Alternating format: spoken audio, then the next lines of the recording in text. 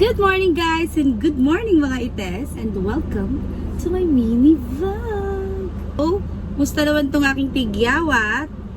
Ito nga, Wednesday. So, pupunta kami ngayon sa SM Cherry kasi hindi namin natapos yung passport ni Gabe last time. Kasi mali yung place kung saan siya pinanganak sa valid ID niya, mali. So, ito na nga, pupunta kami doon, kakaunin namin si Gabe. Tapos, si Shamsi hatira namin ng lunch. So, ayun lang guys. So guys, yes, nandito na tayo ngayon sa Baras Elementary School kung saan dito nag-aaral ang dalawa kong anak. So kanina sinundo ko na si Gabe kaya kasama ko na siya, maglalakad na kami palabas. Ang daming estudyante sa labas kasi lunch time na nila. Sigurado ako gutom na rin to si Gabe. Kaya may hinanda akong food niya doon na sa sasakyan. T-shirt ka ba? Dali na lakad at ako'y nagugutom na din. Sabay-sabay na tayo kumain ng papa mo doon. Wala akong dala sa'yo. Wala. Eh, okay na yan. T-shirt ko, mama! Nagalit nga at nakalimutan kong magdala ng damit niyang pamalit. Pero okay na yan na kasi pag pinicturean ka mamaya dun sa DFA, kailangan nakapolo so okay na yung uniform. Bakit naman kasi ites kinalimutan mo? Asa si Kuya Jerry? Nandiyan ba?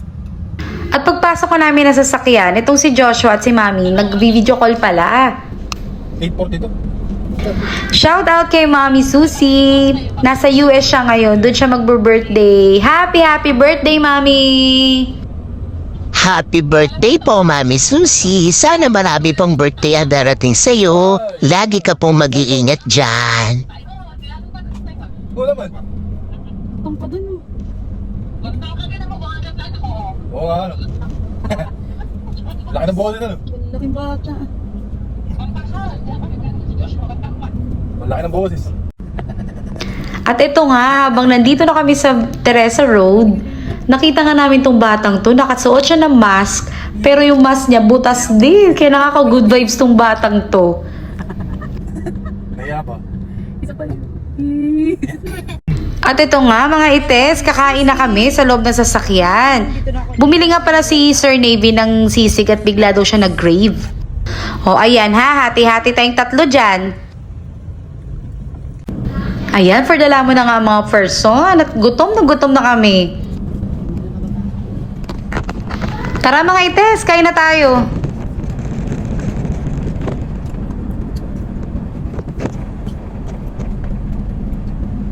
At ginawa ko nga plato ites, yung takip ng baunan.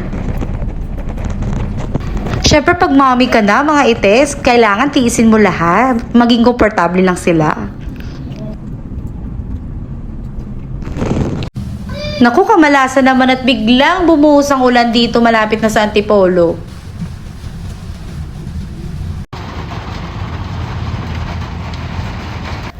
At pala desisyon nga to si Sir Navy, bigla-bigla na lang bumibili. Grabe na kasang ulan. At nandito na nga kami, nakarating na kami dito sa SM Cherry. Ano itong batang to, pasaway. Dapat sa loob ng sasakyan, sinabi mo na anak na hindi maayos yung belt mo. Ginigigil mo na naman si ites.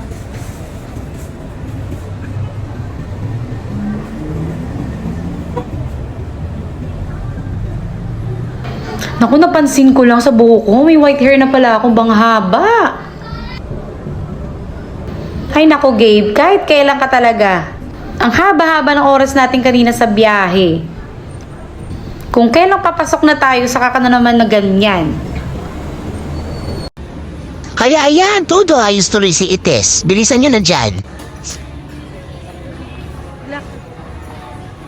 Ayan na nga, nakapasok na nga kami at aakyat lang kami at nandun yung office sila sa taas. Akit na tayo. Naku, ramdam na ramdam ko ng diwa ng Pasko. Ang daming bilihin.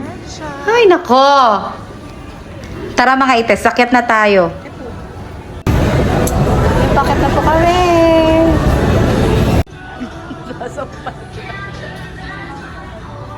Takbo ka rin, takbo. Iyak ka ng iyak na rin. Dito.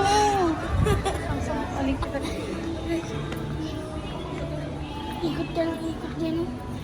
Saan ba dito? Ikot kayo ng ikot ni Papa.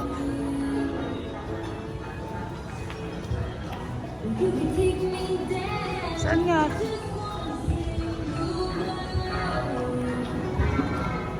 Oh, at may pa-flex pa si ate. O, ate, maganda ka na. Saan?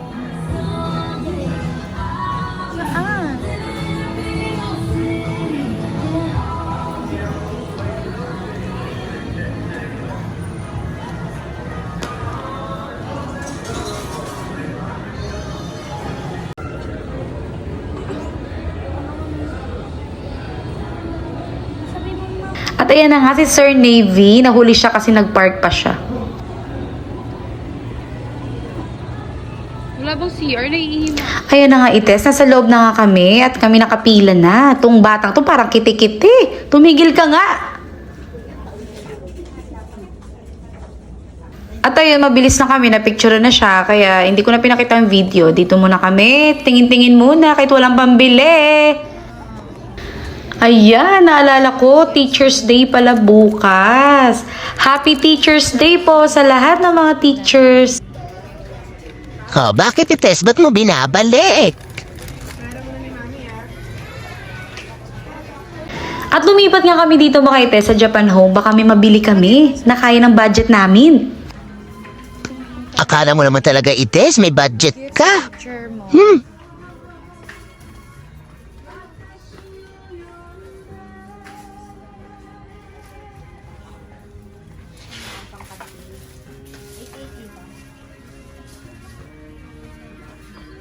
Tayo sa mga...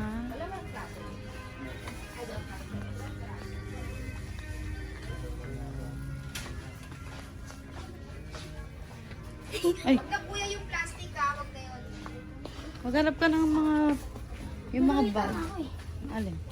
Sandok. Yung mga bag na pwedeng... At nakakatuwa nga lang to sa mga anak ko. Hindi sila maluho. Yung bang lulumpasay pag ayaw bilhan. Buti natuto na to mga batang to. Ang bilis lumaki ng mga bata. At nagbabago na rin pala yung ano nila, yung pag-iisip na nagmamatured na talaga sila. At naintindihan ng mga bagay-bagay na hindi pwede. Ito nga, napatigil ako dito. Ang cute-cute niya. 88 pesos pala yung mga ites. Pag may hangin, di ba umiikot yung ganyan?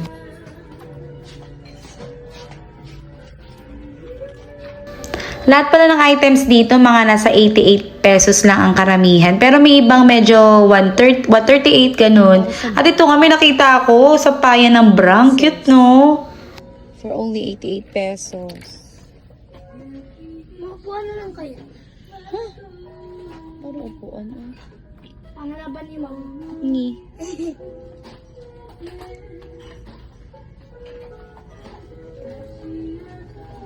Ano kayo magandang i-gift natin sa teacher mo? Uy! Tumbler. Ito guys, ang ganda nito. Pag may ulam kayo na... Kaso ang mahal naman, 88, ang konti lang. Ah, ito yun siya. Ito, madami. Food cover. 10 packs. Magkano kaya ito? Wala siyang price. Guys. Ites, huwag mo lang kunin ko. Ibabalik mo rin naman pala. Walang ano dito. Magkano ka?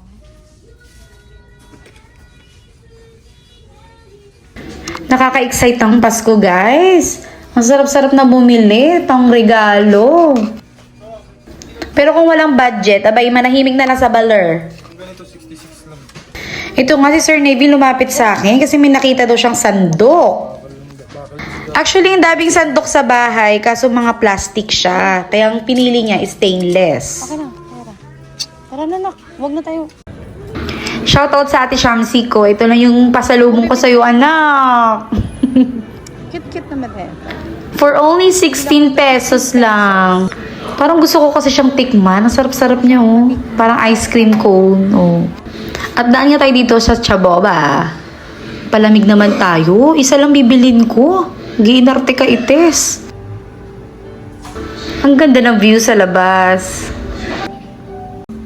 Napaka-aesthetic naman tong tables and chairs nila. Ganda. O, ayan ites, ipalandakan mo na nakabili ka ng isa. O siya, ito na nga, uwi na kami. Monumento si Lenin. Di ba nakikita rin? Pauwi na nga kami guys at dito nga kami dadaan sa Kogyo tapos dadaan ng Pinugay, lusot nun sa Lagundi. Ewan ko ba ba't dito gusto ni Joshua dumaan? At ayan nakatulog na ngayon bagets. Ayun ang city squares, parks, iba pang strategic locations.